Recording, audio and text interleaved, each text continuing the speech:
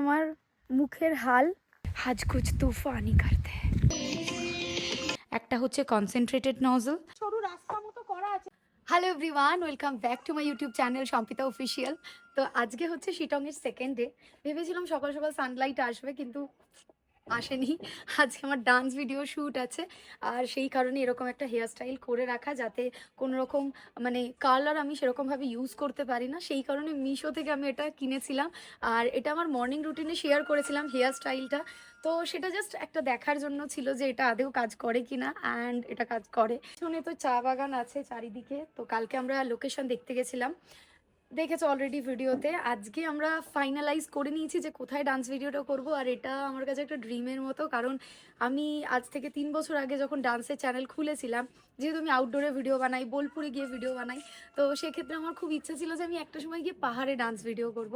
And finally সেই দিনটা এসেছে, আমি আজকে ডান্স ভিডিও শ্যুট করতে চলেছি। তো চলো শুরু করি আজকের ব্লগটা। তবে ভিডিওতে যাওয়ার আগে আমি তোমাদের সাথে শেয়ার করব আমার হেয়ার সিক্রেট, যেটার জন্য আমি যে কোনো জায়গায় আমার হেয়ার এত সুন্দরভাবে ম্যানেজ করে রাখতে পারি। এটা হচ্ছে 2000 ওয়াটের Agaro HD 1120 professional hair dryer.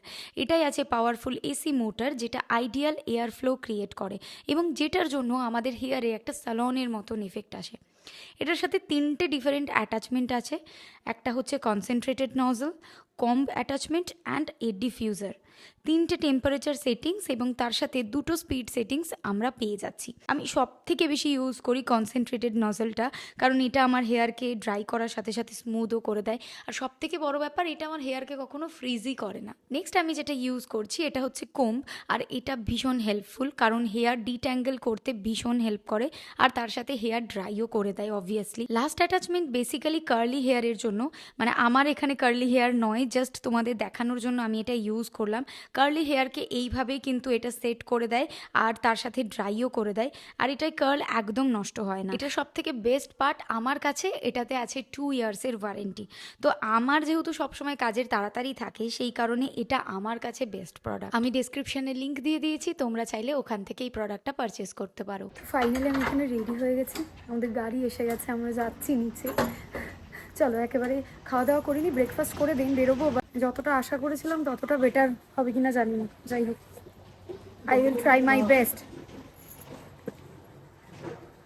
চলো সব নিয়ে নিয়েছি, আমার ভীষণ ঠান্ডা লাগছে, তুই আমাকে একটু জ্যাকেটটা দিবি। সকালের ব্রেকফাস্ট এটা হচ্ছে ঘুগনি, এখানে পেঁয়াজ স্যালাডের মতো আর কি আছে, ডিম সিদ্ধ আর রুটি। গাইজ আমি ব্লগ বানাতে ভুলে যাচ্ছি বলে সবাই মিলে আমাকে বকা দিচ্ছে এখন, তুই কেন ভুলে যাচ্ছিস, তুই এই শটটা নিচ্ছিস না, তুই ওই শটটা নিচ্ছিস না। ফাইনালি আমি সমস্ত শট নেব। এত ঠান্ডা, আমি জানি না ডান্স ভিডিওটা করবো তো করবো কিভাবে।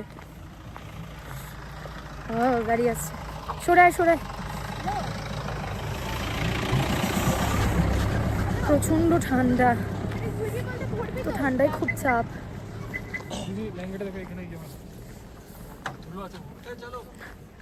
আমরা অলরেডি লেট।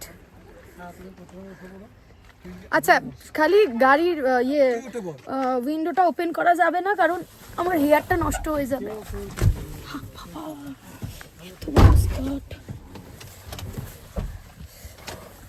সেটা একটা টেনশন হচ্ছে।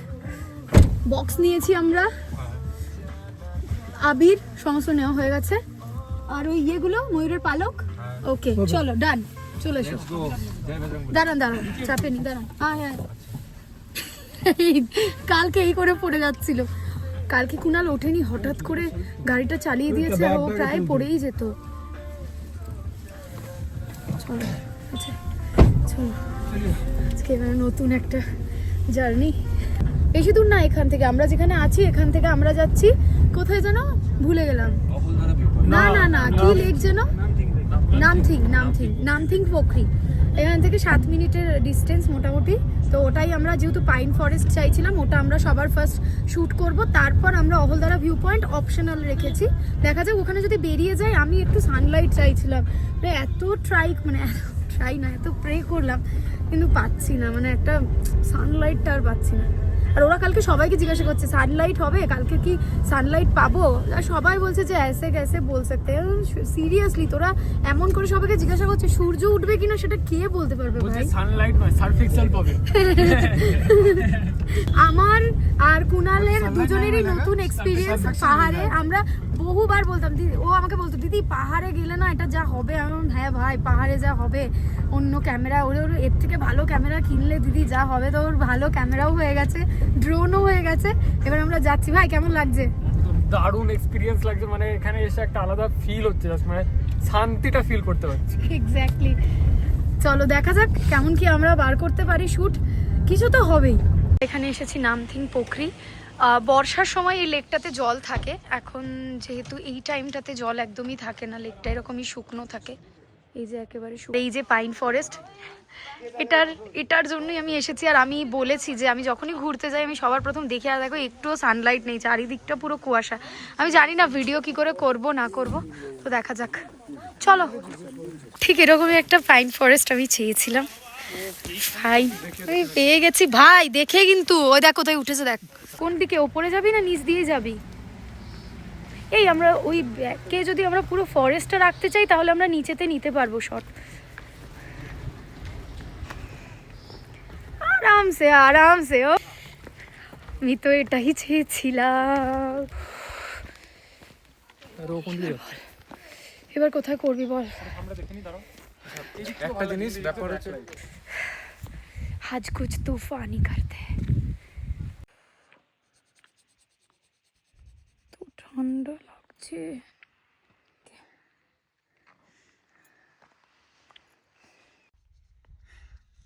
হাত এত কাঁপছে যে আমি পড়তেই পারছি না, এতটাই ঠান্ডা। ভেবেছিলাম কালকেও মাকে বললাম যে এত ঠান্ডা নেই মা, একদম ঠান্ডা নেই, কিন্তু তারপর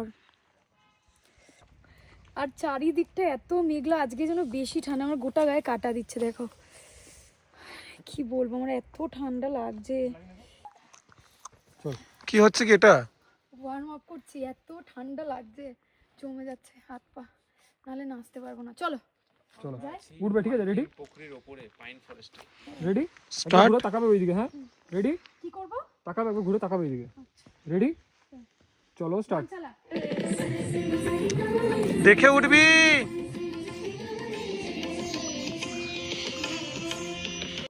তো আমাদের এখানে এক একটা যা লোকেশন আমরা পাচ্ছি, এবার মনে হচ্ছে যেদিন সানলাইট না আসে না আসুক অসুবিধা নেই, আমরা কাজ বেরিয়ে যাবে।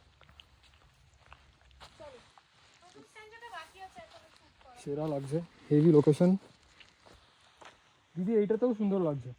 চলো রেডি? আমাদের এই জায়গাটার পোর্শনটা হয়ে গেছে, কিন্তু 12টা বেজে গেল। করতে করতে ওই জায়গাটা এতটাই নিস্তব্ধ। ওটা তোল, একটু ড্রেসটা তোল। ধর আমাকে, ধর, আমি নামতে পারবো না, স্লিপ কাটবে আমার এই জুতোটাতে। ওকে দাঁড়া, ধর, চল। এবার ঠিক আছে। এখানগুলো স্লিপ কাটলে ফট করে স্লিপ কেটে যাবো। স্লিপারটা পরে এসেছি, স্লাইডিং স্লাইডার। ওকে, নরমাল জুতো, নর্মাল জুতো।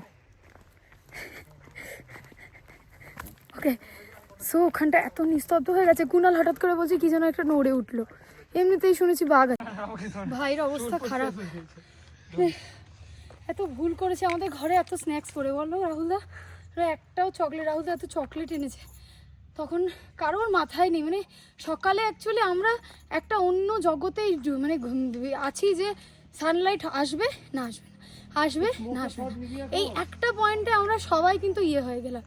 চারিদিকে কুয়াশা, কিন্তু লোকেশনটা ভীষণ সুন্দর, ভীষণ সুন্দর। কি মাখার পর স্মোক? আমরা এটা বেটার হবে, কারণ এখানে একটা সরু রাস্তা মতো করা আছে, এই যে 3-4টে গাছ আছে, একটা দিকে রাহুল দা স্মোকটা ধরুক, একটা দিকে ও ধরুক, ধরে এবার তোমরা জাস্ট ধরে থাকো, তাতে দুটো করে লাগলে দুটো করে আমরা নেব। আগে ফার্স্ট একটা করেই নিয়ে দেখি কতটা হচ্ছে।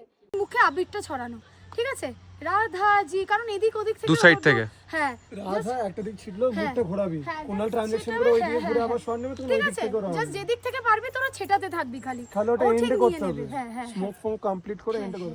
এই থাম, এখানে পুরো মুখই পরিষ্কার হচ্ছে, তুই দেখ।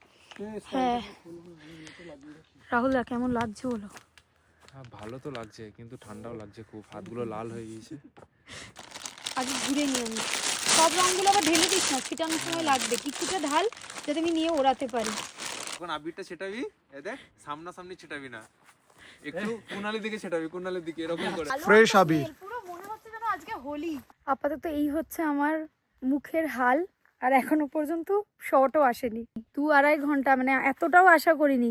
হয়ে যেত আমাদের এতক্ষণে শ্যুট শেষ হয়ে যাওয়ার কথা, কিন্তু স্মোকগুলো জ্বলছেই না। তার মধ্যে পাহাড়ে এসেছি, আমি জানতাম পাহাড়ে স্মোকের এই একটাই প্রবলেম হবে, সেটা হচ্ছে স্মোক। কারণ কালার স্মোক বা যে কোনো বারুদেরই ইয়ে হচ্ছে যে যাই তুবড়ি হোক, যাই হোক না কেন, চরকি হোক, সেটা সবাই বলে ছোট থেকে যে যা রোদে দিয়ে আয়, রোদে দিলেই ওটা ভালো করে ইয়ে হবে। তো এটাই হয়ে গেছে প্রবলেম, যেহেতু এখানে স্যাঁতস্যাঁতে জায়গা, পাহাড়ে কুয়াশা, তার মধ্যে এনে ওরা একটা বক্স মানে বুঝতে পারেনি, ঢাকাটা ওপেন করেই রেখে দিয়েছিল, ওটা পুরো ভিজে গেছে, হচ্ছে না। তারপর জ্বালাতে জ্বালাতে আসার সময় আমরা একটাই দেশলাই এনেছি, সেই দেশলাইও শেষ। আর এই যেখানটায় আমরা আছি এখানে কোনো নেটওয়ার্ক নেই, আমাকে আর কোনালকে রেখে দিয়ে ওরা চলে গেছে। আমরা শ্যুট করে এখান থেকে সব নিয়ে যাচ্ছি, আমরা কিচ্ছু ফেলে যাব না। তো তোমরাও যদি কখনো এরকম শ্যুট করো, কারণ পাহাড় তো খুব পরিষ্কার থাকে। আবির পড়েছে আমি জানি, কিন্তু আবিরটা জলে ধুলেই, জল পড়লে বৃষ্টির জলে ওটা চলে যাবে, কিন্তু প্লাস্টিকগুলো আমাদের উচিত না। তো আমরা সমস্তটা নিয়ে যাব, আমরা রুমে গিয়ে ওখানে আমাদের ইয়েতে ফেলে দেবো, ডাস্টবিনে।